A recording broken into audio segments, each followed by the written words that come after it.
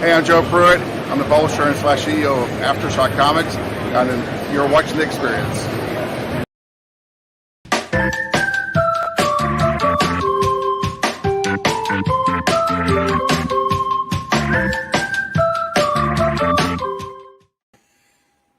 Hey, good afternoon, everyone, and welcome to the Dan Wickline Show. Today, we're going to be talking about a new actor joining the MCU.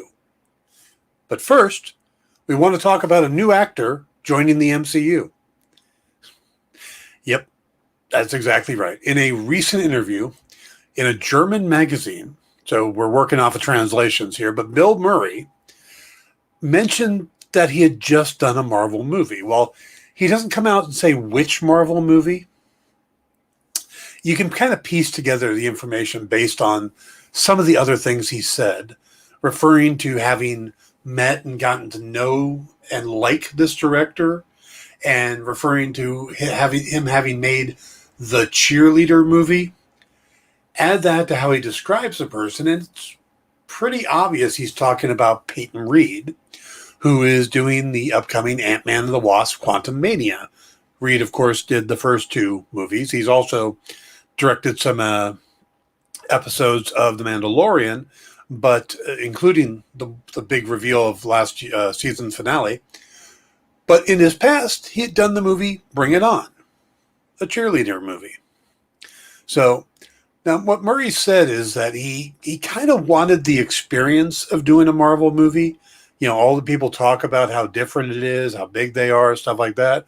So he said he kind of wanted to experience it one time, but he doesn't think he needs to experience it a second time. And that brings the question of, well, we know the big bad's going to be Jonathan Majors as Kang the Conqueror. So who is Murray going to be? Now, it could be a cameo, but the way he said it, it doesn't sound like it's a cameo. Do you really get to experience the whole Marvel thing if you're just a cameo? It sounds more like he's got to be at least a character. Now, he could be a one-off character that they create just for the movie, but I'd like to think that he's going to be somebody established. I mean, we are dealing with the quantum realm. How cool would it be if he turned out to be like one of the elders of the universe? You know, one of the, Jeff Goldblum, Benicio del Toro, Kurt Russell. Though they call Titan one of the elders of the universe. I don't know if he really is one, or Ego. But they consider him one. But Jeff Goldblum, imagine a group that consists of Jeff Goldblum, Benicio del Toro, and Bill Murray in the same group. I'd want to party with that group. And I was thinking, who would be the perfect character to Bill Murray to play? The gardener. There's a gardener in there's a character called the Gardener in the Elders of the Universe. And of course, Bill Murray played the groundskeeper in Caddyshack. So that's just my thought. But other than that, it's really impossible with the fact that they're doing the big cosmic thing to come up with who he's going to be playing. But that's what my heart wants. My heart wants them to be the gardeners from the Elders of the Universe. But then I really just want them to do more of the Elders of the Universe. Since you had the Collector and the Grandmaster, I really want them to start going through the other characters in there. So that would be neat, though. Brian says, I was thinking he would be an older Scott Lang. Also, I know that Paul Rudd, who plays Scott Lang, is in the upcoming Ghostbusters. Is it Afterlife or Aftermath? It's one of those two. The new Ghostbusters movie. And I know Dan Aykroyd's voice is at the end of the trailer, but I wonder, Bill Murray's going to be in it, right? So maybe he met Murray. Afterlife, thank you. So maybe he met Paul Rudd. Paul Rudd introduced him to Peyton Reed because he said that he met the director, and the guy was very humble and down to earth, and he really liked him, which is how Peyton Reed is described by a lot of people. and he convinced him to come do the movie. So all the surviving cast are in the new one. Perfect.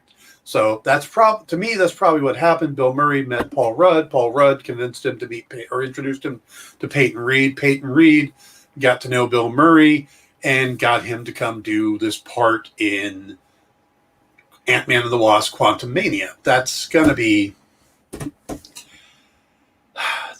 awesome. I love the idea of Bill Murray in the Marvel Universe. I really do. That makes me happy. The only other person I would love to have seen in it is John Cleese. That would be awesome too. So I just like the idea of the Elders of the Universe being with all these eccentric actors. That would just be amazing to me. Also, and I haven't had a chance to look at it too closely, but every time Marvel does a movie, they have their chairs and stuff out for the actors, and it has a logo on it for the movie they're making. But it's rarely ever the logo they use for the movie itself. It's usually a different logo. The Thor Ragnarok one looked very different. The Black Panther one looked very different. Well, a photo from Ant-Man and the Wasp: Quantumania came out today. I just saw it. Give me a second.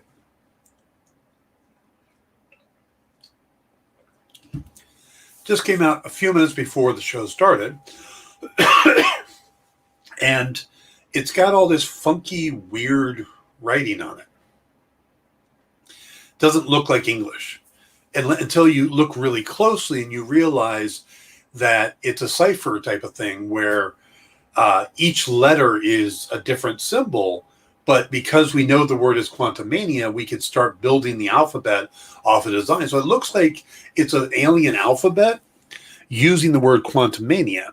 So I haven't had a chance to play with it yet, but I plan on trying to create a cipher from it because that's just kind of what I do. I love puzzles and stuff like that. So hopefully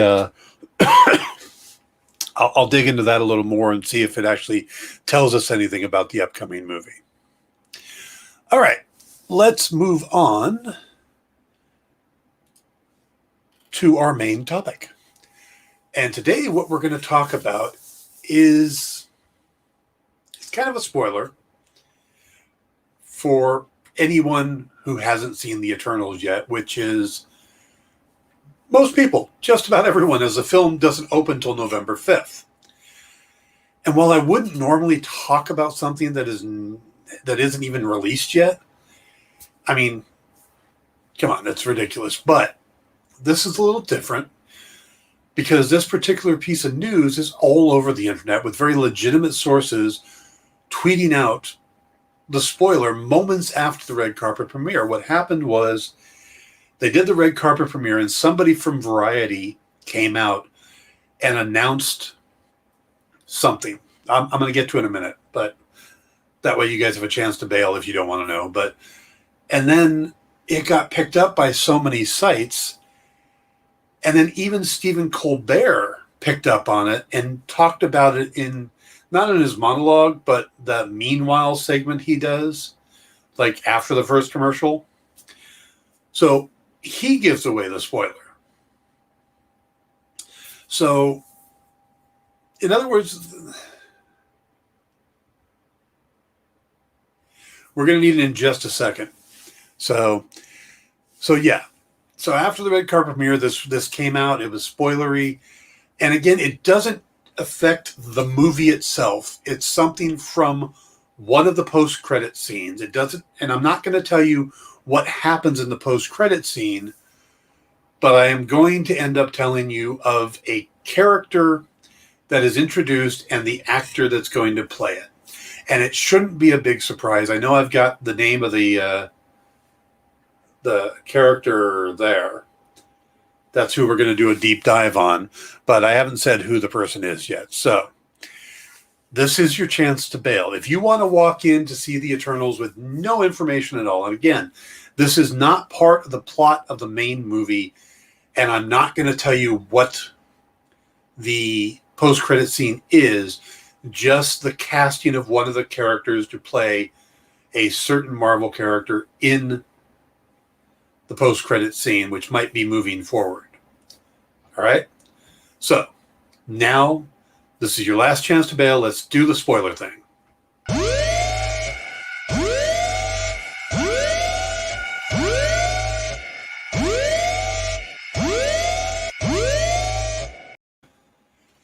Okay.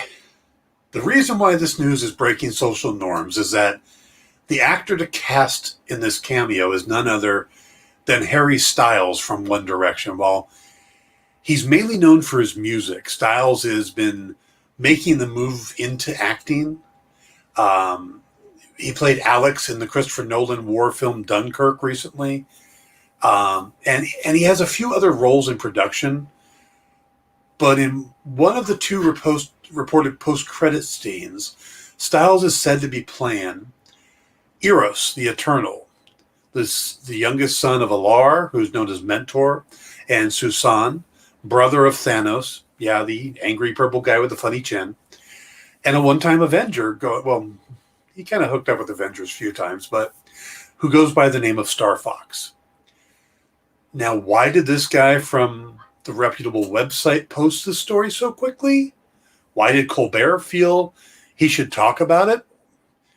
But I don't know. But for Marvel, now folks are talking about the 20th most listed artist on the world in the world on Spotify, trying to, tying him to a movie that's about to be released. That won't hurt the buzz for the film at all. You might even think Marvel wanted this information to get out there. I mean, they're absolutely going to be getting the most out of this cameo, because this actor, this particular actor is going to bring in people just to see his cameo, which seems ridiculous, but I could see it happening. And I think they've that news getting out, because a lot of times they do these things and they don't include the post-credit scene so it doesn't get leaked. But here they are a couple weeks beforehand, and they put it out there. So, all right, we're going to stop mentioning the actor's name, and we're just going to go into the character from now on. So, what we're going to do is take a deep dive into the history of Starfox, and I'm going to kind of go back and forth in this. Sometimes I'll call him Starfox, sometimes I'll call him Eros. Eros is it's not even his birth name. His birth name is actually Iran, but he changes it to Eros because it matches. I don't know. They came up with the story about it, but if you think about it, all of these characters in the Eternals are inspirations for mythological gods. Athena is Athena. Phastos becomes Hephaestus. Makari becomes Mercury. Icarus becomes the story of a guy who flies too high. I guess he got the short end of the stick on that one. But you get the idea. So Eros being named Eros after the god of love, and the fact that this guy is kind of a womanizer who can play with emotions, makes perfect sense, doesn't it? Now, so he first appeared in October of 1972 in the pages of Iron Man number 55. And it's kind of weird for me that I think of all these cosmic characters like Thanos and the Eternals and stuff like that. But to know that Thanos, Mentor, Titan, and Starfox or Eros were all introduced in Iron Man.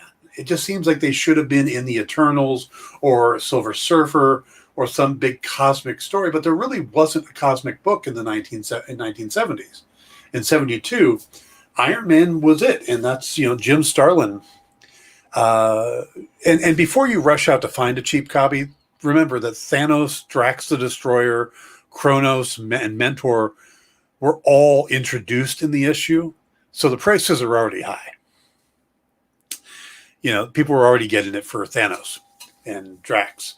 Now, the issue was scripted by Mike Friedrich, but credit for creating the characters and the story and art for the issue all go to Jim Starlin. So even though Frederick wrote the script, it was based off a story by Starlin and characters created by Starlin. And Starlin, of course, is synonymous with the Infinity Saga, which is an interesting side note. Starfox and his father Mentor were actually colored purple in this issue because the idea was that all of the Eternals from all the people from Titan were going to be purple skinned like Thanos. Now that was changed and actually has been kind of retconned in a sense, because whenever they reprint the issue, they only Thanos retains the purple skin. Everybody else looks like they do now. And also, Eros only appears in flashbacks in this episode, so in the issue, he's not that big of a part. So I don't know how much Jim Starlin knew the character would go on and then eventually become a live action character. Now, like I said, Eros is part of the offshoot group of the Eternals that left Earth and settled on Titan, just like Thanos. Sometimes this is depicted as being the moon of Saturn, Titan moon, but in the MCU, Thanos' homeworld seemed to be outside of our solar system, like really far. So I don't know. I don't know how they're going to portray it. Will it be, because we're going to see in the Eternals movie the connection to the rest of them. Are they supposed to be set up on a different planet, or did they leave? We'll have to wait and see how they handle it in the MCU compared to the comics. Now, he grew up a fun-loving, carefree young man with a dedicated focus to women and sex. That's probably the best way I could put it. Now, it's a direct contrast, of course, to his power-hungry brother. It wasn't until Thanos attacked Titan for the first time that Eros finally started taking things more seriously.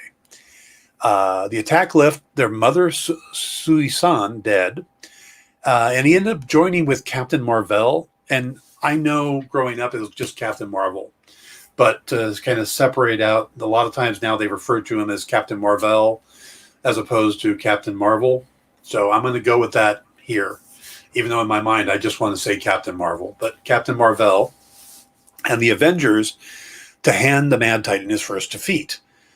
Now, once he was no longer bound by duty to Titan, he left the war-torn moon and started seeking pleasure and recreation on other humanoid-inhabited planets.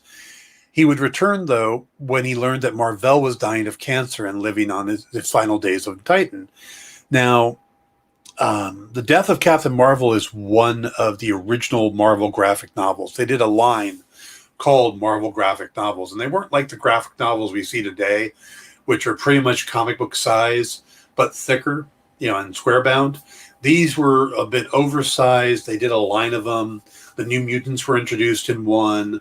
There was a Spider-Man one with Bernie Wrightson art. There was the She-Hulk one. There was a lot. They did a whole series of these, and they were great. God Loves, Man Kills, the X-Men one, was one of those as well. Well, this was the first of that line.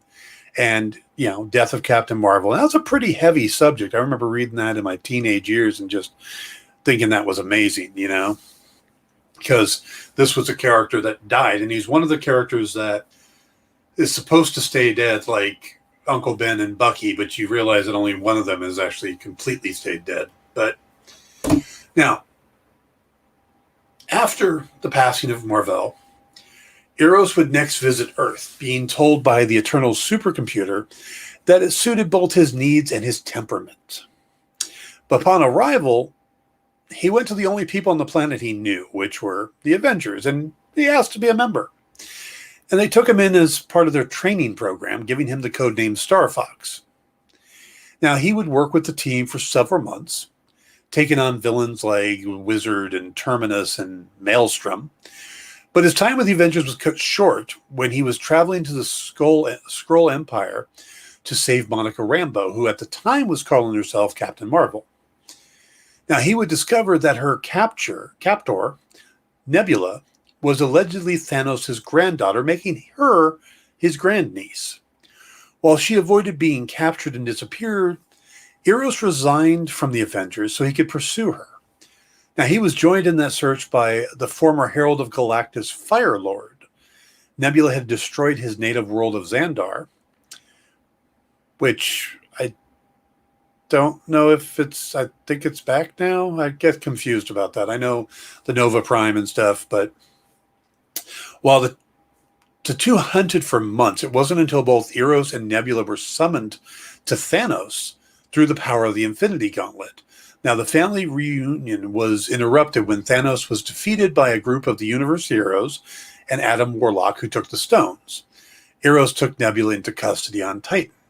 Now, that's a very short, generic way of saying, because we know that there was a battle for the Infinity Gauntlet and Nebula got it for a while, and they had to get it away from Nebula, and then Adam Warlock got it.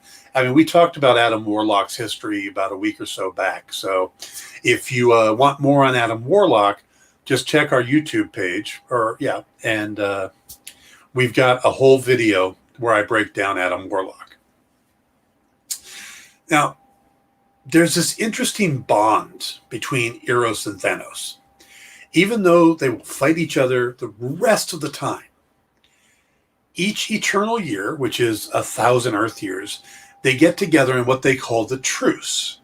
And they meet at a neutral place, usually with gifts, and they do it, and they just talk, and they just kind of visit with each other, and they do it to honor their father's wishes, and they will not fight each other on that day. And there's one time somebody witnessed it and was just amazed. I'm trying to remember which character it was. I think it was Quasar witnessed it and was just amazed that the two could just sit there and talk.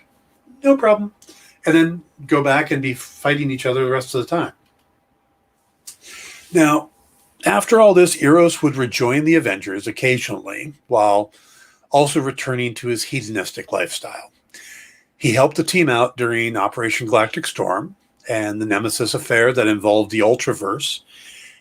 It's funny how much the Ultraverse keeps popping up into the cosmic storylines too. We came across the Ultraverse with Adam Warlock. We came across it with Black Knight.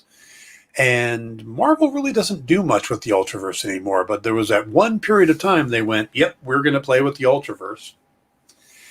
And then the Infinity Gems were in part of that. And he ended up joining with Monica Rambeau again, this time now calling herself Photon, against the Controller. He was with the team when some of them were captured by Morgan Le Fay and transformed into her personal guard, and served her in an altered reality where he was called the Knave of Hearts, which is a real fitting title for him, probably a little better than Starfox. After being freed, he stayed in space with fellow Avenger Tigra, and they spent a few months, together on a pleasure planet called Deneb 7. So they'll get in the freak on. And they were among a handful of reserve Avengers who responded when Quasar put out a distress call to help investigate the destruction of a Rigelian outpost world.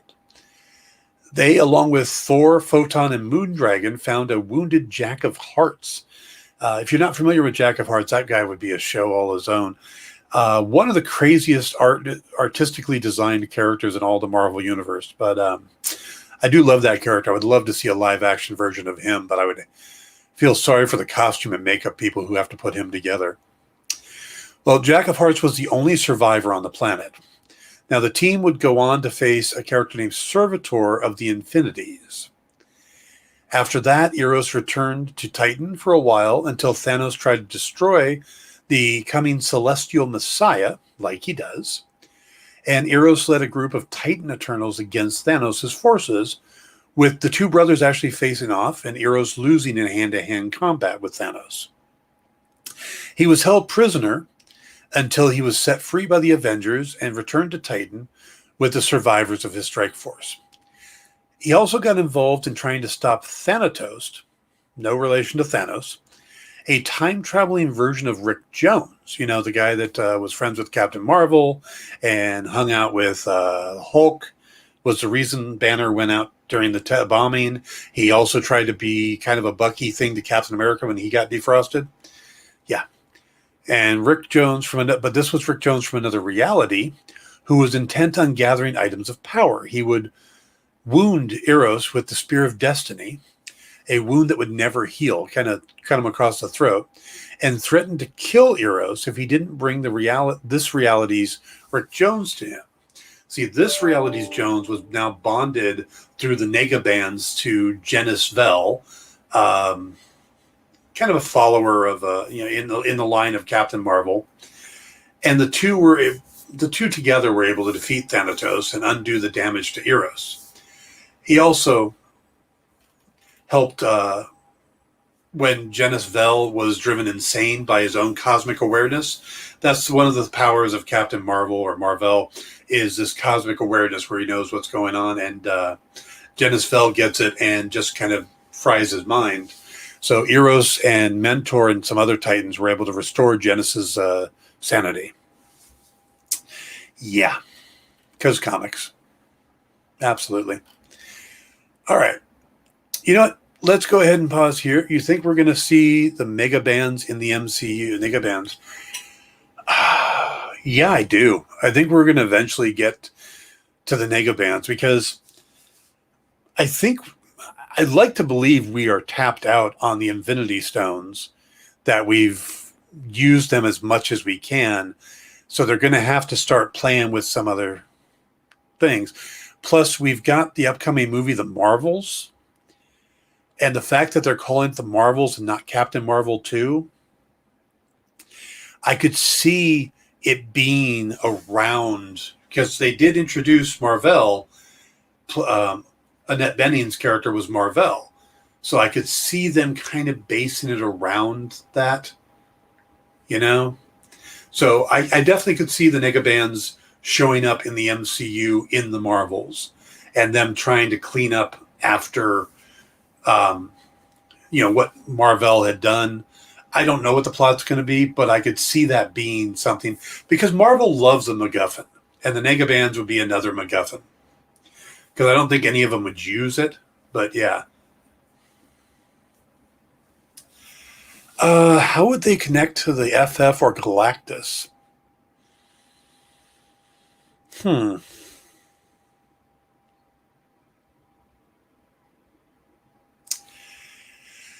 might get me on that one, because I don't remember there being a direct connection to them. I know every time Rick Jones would hit him, Marvel would go to the negative. Yeah. They could pop up in the Fantastic Four, but I don't think they will connect in this. I don't think they will connect to the FF and Galactus. I think if it's going to be used, or they're going to be used, it'll be in the Marvels movie or that line of movies. It'll be a MacGuffin for for Captain Marvel, and not necessarily cross into other things. But then again, you never know what Marvel's going to do. But right now, I'd put money that the Negabands just simply stay in the Captain Marvel line. Since the MCU has to have through line, they won't have two big bads simultaneously, so it's a puzzle, right? Yeah, pretty much. So, I'm currently under the thought that they've got multiple corners going on, that they're not going to have a big Thanos baddie. That I think Kang's going to be the bad guy for Quantumania, but I don't think he'll be defeated there. I think he'll carry through to the FF movie, and I think Kang will be the bad guy of the FF movie, and that FF will also involve a lot of other characters, so that we end up with the FF being kind of the Avengers movie for the end of Phase 4. I think other movies will start building, and then we'll deal with stuff like these characters that Val is pulling together. We'll deal with some more cosmic stuff with the Celestials and stuff going forward. But I think the Phase 4 baddie is going to be Kang, only in the sense that he'll be the big bad for Ant-Man and the Wasp and also for Fantastic Four. But again, that's just my thoughts on it. I could be completely wrong. All right, let me remind you guys that we have, after today's show, we'll have comic collectibles with Rex and the Not Nicks. And then we've got a fun show after that called I Mustache You a Question. So you'll definitely want to stick around for that. Let me go to commercial. If Kyle is ready, We'll go to commercial and we'll come back and we'll pick up on our deep dive into Eros.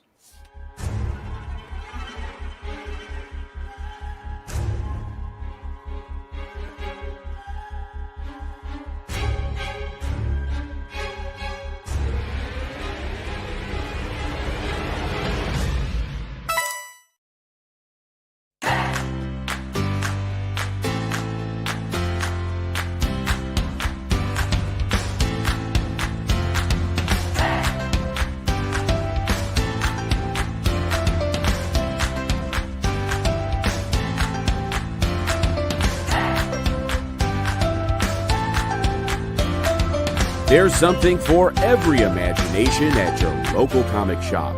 Visit ComicShopLocator.com to find a store near you.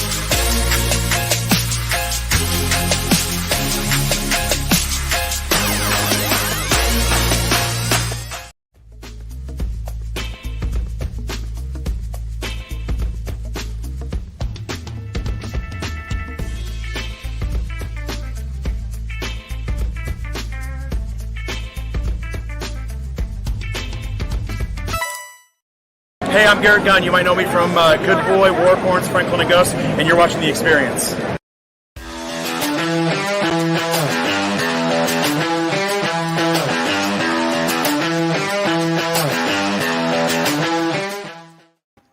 Hey, welcome back, everybody, to the Dan Wickline Show. We are taking a deep dive today into Marvel's Eros, a Eternal from Titan and brother of Thanos. Now, before we go on, please do me a favor, hit the like button, subscribe button, all the things, thumbs up, whatever it takes on whichever platform you're watching it on. That helps us greatly, and I would appreciate it. Thank you. All right. The next part of his history gets a bit dicey and very much down to earth. Basically, Eros gets Me Too'd. He is put on trial for sexual assault, charges brought by a married woman who allegedly seduced using his powers. And I could see, the character's propensity towards womanizing and his ability to control emotions and stuff. Yeah, I could see it. Now, Mentor, his father, enlists legal counsel, which ends up being Jennifer Walters, the She-Hulk, to defend him. The problem is that when they were on the Avengers, Eros and She-Hulk had a fling and now Jennifer starts suspecting that Eros used her powers to basically used his powers to get her into bed. Now, she confronted him about it, and he had been evasive about it. He evaded her question and then tried to escape the court. Now, she transformed into She-Hulk, caught him, and beat him savagely. She returned him to the courtroom with duct tape over his mouth so he couldn't use his ability, but Mentor teleported him back to Titan. But Eros still wanted to clear his name. So a trial was happening on Titan under Titan rules, and the Living Tribunal is involved and calls on She-Hulk as the prosecuting attorney this time. And in an attempt to get to the truth, both parties agreed to a mind probe, where they discover that he had not used his powers to influence her to have sex with him.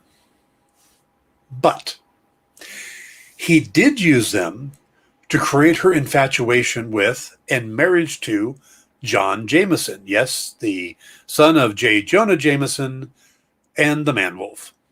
So She-Hulk went after Eros again, bringing the trial to a recess because she was beating him up again.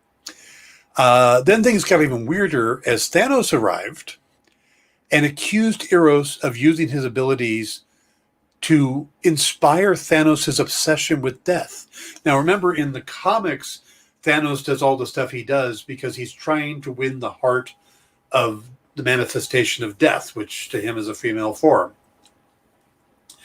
And where the MCU, he just does it because he wants to balance everything. In comics, it's a lot weirder. But suppose the story is, as a child, Thanos accidentally killed an animal, and Eros used his power to help his brother accept the death by making him okay with death. But he did it too far, being that he was young, and basically made him love death.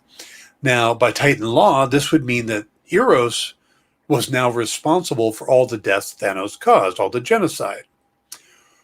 Well, it turned out this was a false memory that Thanos had implanted into Eros, and he would have Moondragon kind of clear this up, and he got it cleared up, but he had Moondragon shut his abilities completely off rather than risk hurting any more people. So this was how they ended the whole, the Me Too thing for him. The problem is, while this was interesting, the next time we see the characters, his abilities were back with no explanation. But he swears he will not use his power to woo women. We see all of this as Ultron arrives on Titan and uses a robotic virus to assimilate the entire population, including Mentor. He then turns the planet itself into Planet Ultron. Now, Starfox fled before being assimilated, and he reached Earth and recruited the Avengers, because that's the people he knows on Earth. And they would work together to free the planet, and Eros is actually vital in stopping the now half-organic Ultron. Because of all the stuff he was doing, he's now half-organic, by using his powers to force the villain into an emotional breakdown. So we just had him stop using his powers because of how he's manipulating people emotionally. And then the next time they use him, suddenly he's got his powers back and he manipulates somebody emotionally. Yep. From there, Starfox is recruited by his nephew Thane, along with Nebula, to help kill Thanos, who's already slowly dying of an unknown illness. Now, I guess slowly dying wasn't good enough. So they just wanted to push him a little faster. The three of them plan to steal a Phoenix egg, which sounds like a horrible idea, doesn't it? We're going to steal a Phoenix egg, but inside is part of the Phoenix Force, from Terex the Tamer to use against Thanos. But Nebula ends up killing Thane to prevent him from hatching it after they've stole it, except that action causes the egg to hatch, and the Phoenix Force decides to bond with Thane, bringing him back to life. And then he would go on to banish Thanos from Titan. But Thane is being manipulated by Death. You see that now Death, since things haven't worked out with Thanos, she's now gone for the younger version. And Thane starts using the Phoenix Force to cause destruction all over the universe, which is exactly what Death wants. Well, Eros and Nebula, along with the champion of the universe, one of the Elder Gods, finds Thanos on Titan and asks for him to help them to stop Thane. And what they need was in a place called the God Quarry, where Thanos had to pass a trial or be stuck in the quarry forever.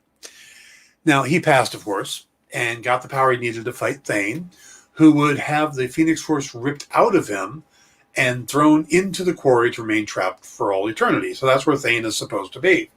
Now, Thanos then spurred the advances of Death when she tried to take him back and left the quarry, leaving Eros, Nebula, and Champion behind. We don't know at that point what happened to the Phoenix Force, but we know eventually it ends up in Echo. We covered that in a previous episode as well. That's the nice thing about this one. I'm getting to bring up the fact we have Adam Warlock episode things, Black Knight. I've done one on Echo. These are all out there. You can go find them if you need a little deep dive into these characters and you haven't watched them yet. Now, After that came the Infinity Conflict, which was this 3-part event that Eros was a big part of. In the first part, Thanos, the Infinity siblings, Eros is sent to the future by his future self, and he lives from 2079 to the year 4012, training and learning, making friends, all until he meets Kang the Conqueror, whose ship is partially destroyed by the Stygian darkness of an omnipotent Thanos from 4657. So Kang is on the run from an omnipotent Thanos from 600 years in the future. Now, Kang tells Eros about Thanos and how in one timeline he loses to the Hunger. Now, Eros then uses Kang's time-traveling technology to send himself to the past so that he can then send his past self into the future, creating the loop. Because that's an important thing. It's kind of like Bill and Ted remembering to put their keys outside so they can then find his keys so they can drive. Yeah. He had to go and send himself to the future to make it work. Now, he then teams with Pip the Troll, who he'd met on some previous adventures, and Thanos in an attempt to stop the omnipotent Thanos. So he brings in Thanos to help stop Thanos. Have you noticed that in the cosmic thing, Thanos, who's supposed to be this big bad guy, keeps getting brought in to help with things? But in reality, everything they do is part of omnipotent Thanos' master plan. So Eros and Pip bop around time, trying to fix things, even to the point of going back to kill baby Thanos in his crib. Yes, they do the Hitler thing. But Adam Warlock stops him, explaining that Thanos was instrumental in stopping Magus, the dark version of Adam Warlock. Again, check out my Adam Warlock video. They return to the current time where Adam kills Eros, just kills him. And his spirit is sent to the realm of Mistress Death, who is very leery and thinks that Eros is being sent there by Thanos as part of a plan, so she banishes him, basically resurrecting him back in his own body. What this has done is it puts Eros outside the norm, is what they call it, which is like Thanos and Adam Warlock.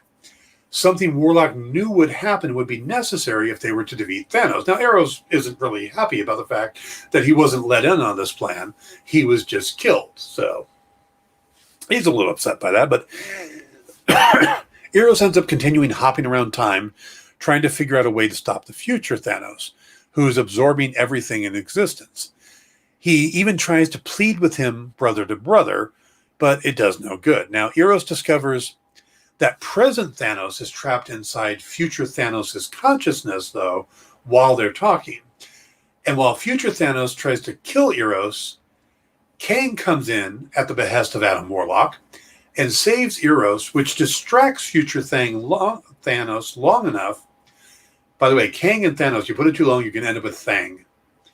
Long enough for present Thanos to take over the mind, ending the threat and resetting everything to how it was before future self got started. And, well, what of Eros at that point? He was later seen drunk at Starlin's bar in Nowhere with no memories of the event because Kang went back in time to stop him from stealing his time travel technology in the first place. So all of that happens, and then it's undone, and it doesn't happen. So that whole miniseries doesn't take place, even though it does take place. Marvel Comics. He would pop back up again later. After Thanos was killed by Gamora, Eros discovered on the corpse of Thanos a video message, basically his will, and he played it for all the major players in the universe. And the video explained that Thanos would eventually be resurrected by taking over a body of an unrevealed person. While this group tried to figure out who that person might be, the Black Order attacked, taking Thanos' corpse and hurling a device that ripped open space, and the attendees were all sucked in. The only ones to escape the rip into space were Starfox and the Imperial Guard of the Shi'ar, the Imperial Guard from the Shi'ar, and Wraith.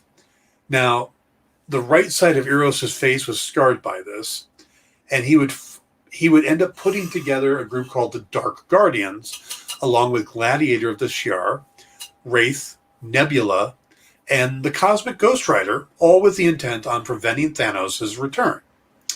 They figured Gamora would be the most likely candidate for Thanos to use as a new body. So they planned to kill her. And so what they did was they went after her ex-boyfriend, Nova, to find out where she was. And they confronted Nova, who was able to escape, but there was part of the plan to let him escape, figuring he would then go try to warn Gamora. So they follow Nova, end up fighting the Guardians of the Galaxy and capturing Gamora. But just as they were about to execute her, Hela and the Black Order show up and take out the Dark Guardians, then reveal that it wasn't Gamora at all, but Starfox that Thanos would return in. And at that point, Thanos took over the consciousness and took over Starfox or Eros' body. Now they leave the scene and head for nowhere, as that's where Thanos' body was being kept. So the idea was he would return in somebody else's body and then transfer back into his own. But it makes Thanos a little sad that his brother won't survive the transfer. He does it anyway, but as they're doing it, the Guardians and the Dark Guardians storm into nowhere thanks to Lockjaw. He just kind of teleports them in to stop the resurrection. And Gamora slayed her adopted uncle. So Gamora kills Eros to prevent the transference. But it just caused Thanos to return anyway, but with a broken mind, because the transfer didn't come out. So the body came back with a broken mind. And Thanos, Hela, and Nowhere were all sucked into the black hole created by Hela, where the Guardians and the Dark Guardians escaped thanks to Lockjaw. So Nowhere is now somewhere else with Thanos, and yeah, it's all convoluted. Now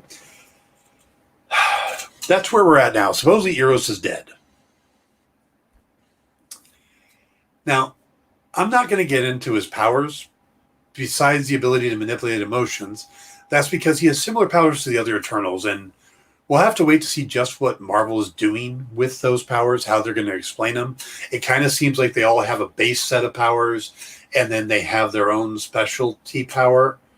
So it's like Eros has all the base powers of the Eternals and the ability to manipulate emotions, just like Phastos has all the base powers and can create things, or Dina can create weapons, or Ajax can talk to the Celestials. They all have an additional power, and it looks like Eros's is the emotion manipulation. But now his history, as you can tell, is super convoluted, and it seems like where Marvel was pretty good at containing the continuity of the Earthbound heroes, the cosmic characters seem to not be as tightly controlled, leading to odd contradictions like him suddenly having his powers back after Moondragon shut them off. And at some point, most of the cosmic characters end up revolving around Thanos and Adam Warlock. And while Thanos is currently dead in the MCU, they're just now introducing the Eternals and Adam Warlock. And all of Warlock's stories revolve around the Infinity Stones. So while the Infinity Saga is over, it does seem kind of funny to bring in Eros and Warlock now with Thanos and the Infinity Stones gone, unless they plan on bringing Thanos and the stones back. Just saying. Most of the source material for Eros involves his brother or his time as the Avengers, but he does have ties to Kang, who is going to be a baddie for at least a while. He also has ties to She-Hulk, who's getting her own series, and he is an Eternal, even though from a different neighborhood. So there are ties for him in these different places, but again, most everything he's done involves Thanos. So are they done with James Brolin? Good question. Do you bring, and then how much are they going to use him? Well, you don't bring in someone like Styles for just a cameo. You've got to be setting him up for something big. He's about the same age as Will Poulter, who's going to be playing Adam Warlock. So are they laying out the pieces for whatever will be the cosmic team after James Gunn finishes with the Guardians of the Galaxy? Perhaps an MCU version of the Infinity Watch? Or maybe a new version of the Guardians with a much higher power base? Warlock, Starfox, maybe Captain Marvel, Photon, introduce Nova finally. with folks focused on the magical stuff with Doctor Strange and Scarlet Witch and Spider-Man, or the grounded stuff with Black Widow, Falcon, and Winter Soldier and Hawkeye, Marvel's putting together some very interesting pieces in the cosmic court of the Eternals in Guardians of the Galaxy. We know that the Marvels and Thor: Love and Thunder might add to that. Now, I bring this back to the beginning. The casting of Harry Styles was big enough to break certain norms about spoiling things on national TV. Doesn't seem like it would be just a cameo, does it? It just seems like they're doing something here specific. Again, it's like they're bringing in a bunch of younger actors. And I don't mean like young Avenger young. Those are very young actors. They're bringing actors in their late 20s, and it's like they're resetting certain areas of the MCU, and this is the cosmic area. So if they wrap things up with the Guardians, and we know Dave Bautista has said this is his last time as Drax, partly because he only wants to work with James Gunn, and partly because he's getting older and he doesn't want to run around without a shirt on anymore. So they could solve that by giving Drax a costume. Not that hard to do. You could give him a cool looking costume and solve that problem. But if he's leaving, and you look at these other actors like Zoe Saldana, how long is she going to want to be done up in green when she's got other big movies to do? She's a big actress. Vin Diesel and Bradley Cooper, those are pretty easy gets because they're just doing voices. But Chris Pratt, he's starting to get bigger movies and stuff. He's got the Jurassic Park franchise. He's got, Tomorrow War and stuff like that. So he's starting to build up his pedigree as well. So are they going to want to stick around? Or maybe one or two of them? Maybe you keep Star-Lord and you just build a new team around him. Or, whoever wants to stay, and you start filling in the gaps. And you make this bigger cosmic team, because it doesn't seem like we're going to spend 10 years doing the Infinity Saga, end it, and immediately bring the stones back. I think fans would get tired of that. I think fans want to move on to other things. And we've already got the stones popping up in Loki. But they're kind of depowered in Loki. So, and they also pop up in What If, but What If was looking at the Infinity Saga movies. And Loki was kind of in the Infinity Saga still because of the time travel and whatnot. So I think at that point, we're done with the Infinity Stones, which then makes it really interesting what they're going to do with Adam Warlock and Eros and some of these other characters whose comic history has always evolved around either Thanos or the Infinity Stones, or both. So bringing in Styles is a big deal, though. He's a very popular person, and do you do that just for a cameo? I mean, Marvel's gotten to the point where they could do that. I mean, Bill Murray could be a cameo, but I don't think they will. I think they've got some plans for the character. Plus, he's not introduced alone. I'm not going to say who's introduced with him, because that part hasn't been as widely said. And there's been no announcement on who's playing the character. But it's supposedly two characters get introduced in the post-credit scene. And the only one that people are talking about is Eros. So, sounds like there's something there. But again, it's another character that is really evolved around, that's always been around the Infinity Stones. So, I don't know. I don't know what Marvel's doing at this point. It's kind of interesting because they stray from the source material but also embrace it. And it's kind of a weird mix. So it'll be interesting to see where they go next. But, all right, guys, that is my deep dive into Eros, brother of Thanos, And tomorrow, what is my topic for tomorrow? Oh, that's right. Since this weekend is Halloween, we are going to take a look at Batman the Long Halloween, which is probably my second favorite Batman series of all time, or storylines of all time. It is one of the most popular. It has recently been turned into an animated movie, a 2-part animated movie. And there are rumors that some of it will affect the upcoming The Batman movie from Matt Reeves with Robert Pattinson in it. So we're going to do a discussion about that. We're going to talk about the comics. We'll talk about the animated movies. And then we'll talk about what might be used in the Batman. So that'll be tomorrow, 5 p.m. Eastern, 2 p.m. Pacific. Right after today's show is Comic Collectibles with Rex and the Not Nicks. I saw a listing of some of the comics they're going to be offering up. There's some really great stuff there. So stick around for that. And then after that will be I Must Ask You a Question. I love that title because the guy on it has this big mustache. And yeah. So, all right. That's going to wrap it up, folks. Thanks for hanging out. Thanks for the questions. And we will be back tomorrow. I will see you then. Please hit the like and subscribe on the way out. And I'll have a good night.